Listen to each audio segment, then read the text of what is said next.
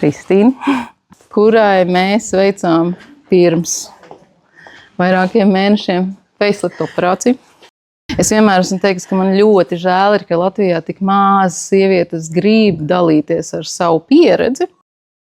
Es esmu tas ārsts, kur pacienti vienmēr mēdz teikt, kāpēc jūs man konsultācijas laikā baidat? Bet es gribu, lai jūs saprotat, ka ir forši, ka var pajautāt. Kā bija? Vai tā bija? Kā jūtās? Kā ir? Kā tur notika? Vai patika? Tā kā jūsu iespēja šodien reāli cilvēku aptaustīt, bet paprasīt.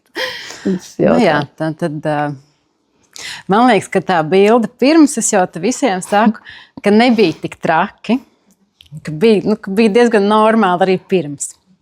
Bet, man ir 4 mēneši pēc pilnas sejas pacelšanas, tas, kas paceļ visu, tas lotusa zieds, kas ir aizvēries. Par to, kā bija, tad ir tieši tā, kā doktori teica, pirmā nedēļa ir tā, kas vispār nav. Tā ir gultā, absolūtā mierā, ar to atbalstu komandu, kas izdara visas praktiskās lietas. Teorētiski, protams, ka es funkcionēju, pilnīgi tā, bet skats spogulī ir šausmīgs. Pirmajā nedēļā ir tikai viens jautājums, kāpēc es to darīju. Varbūt es gribu atpakaļ savu veco seju, jo vispār ir šausmīgi. Ir skats spogulī šausmīgs, viņš vispār nav ne tuvu tam, ko tu esi iedomājies, kas tur būs. Kaut kas velk, spiež, tu nesaproti, vai tev durās spilvens, vai tev sāp ausis. Tās sajūtas pirmajā nedēļā ir ļoti izaicinošas patiešām.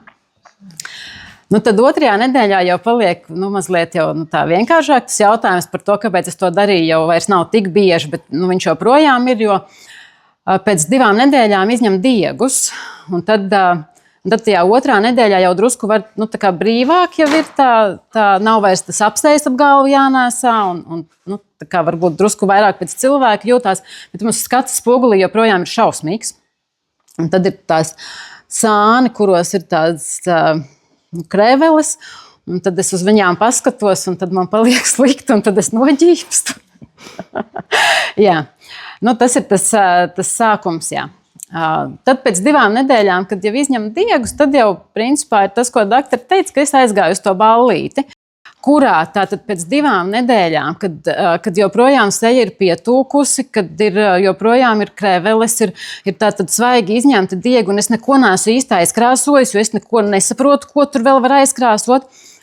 Un es stāvu un sarunājos ar cilvēkiem, viņiem nav jautājumu, kāpēc es tik dīvaini izskatos, jo izskatās īstenībā jau tā kā cilvēkiem no malas izskatās, ka ir ok. Tad pēc 2 nedēļām mierīgi var atgriezties, tādā mierīgā režīmā, protams, bet atgriezties dzīvē, droši vien arī iet uz darbu, to var darīt. Var, protams, arī nedarīt, bet cik ilgi arī gulēs mājās. Arī teiksim, es pēc nedēļas jau mēģināju atgriezt arī pastaigas, arī tas svaigais gaiss un pastaigas, tas viss palīdz arī organismam vieglāk tikt galā ar tām rētām. Un tad es teiktu, ka patiesībā pēc tām 2-3 nedēļām jau atgriežas, var atgriezties pilnīgi normālā dzīvē, vairs nav gandrīz nekas, kas ietekmē. Jā, ir rētas, kuras es redzu. Tad, laikam, pēc tām 3 nedēļām es aizgāju uz veikalu un teicu, iedodiet man kaut ko, ar ko es varu tur aizkrāsot, piemeklējiet man pareizo toni, lai var aizkrāsot, lai neredz. Bet, principā, apkārtējiem liekas, ka viss ir kārtībā.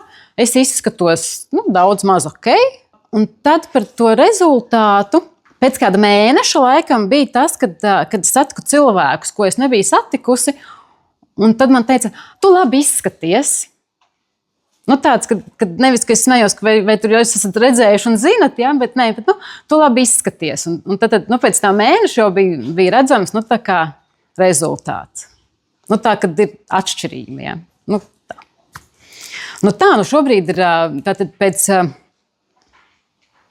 Tagad, principā, ir tāds atvesaļošanās periods, kas vairs neprasa nekādas īpašas, nekādu uzmanību no manis, kad ir rēta kopšana, bet jā, viss ir pilnīgi tā kā normāli, nav nekāda ierobežojuma manā dzīvē. Man ir 46. Operācijas taisīja, tāpēc, kad manā dzīvē bija nejauki notikumi, kas burtiski kaut kādā brīdī man seju sašļucināja uz leju. Iespējams, ka ja man nebūtu šādi notikumi, viss būtu savādāk. Bet ir notikumi, kurus mēs nevaram ietekmēt. Viņi atnāk un viņi izdara kaut ko ar mums, ko viņi izdara. Un es sapratu, ka man vēl ir tikai 45, un man vēl ir gana ilgi jādzīvo. Un es negribu visu atlikušo dzīvi dzīvot ar to, ka es paskatos spogulī un man nepatīk tas, ko es tur redzu. Un es teiktu, ka tā tad viss arī tas grūtais, tas periods, viņš arī viss balstījās uz to, ka man bija motivācija, ka es zināju, ka es negribu tā, kā ir, un tāpēc es kaut ko darīju, un tāpēc arī šis jautājums, kāpēc es to darīju, man tad, kad bija grūti, lika atcerēties, ka tāpēc es to darīju, bet es zinu, ka pēc tam būs tā. Tā kā tas ir tāds galvā ir jābūt pārliecībai, kāpēc es to daru. Nevis tāpēc, kas ir populāri, vai tāpēc, lai patiktu draudzenēm, vai vēl kaut ko. Nē, apkārtējie, jā, ir kaut kas redz, bet ir kas neredz, un es to daru priekš sevis. Lai man patiktu tas, ko es redzu spogulī.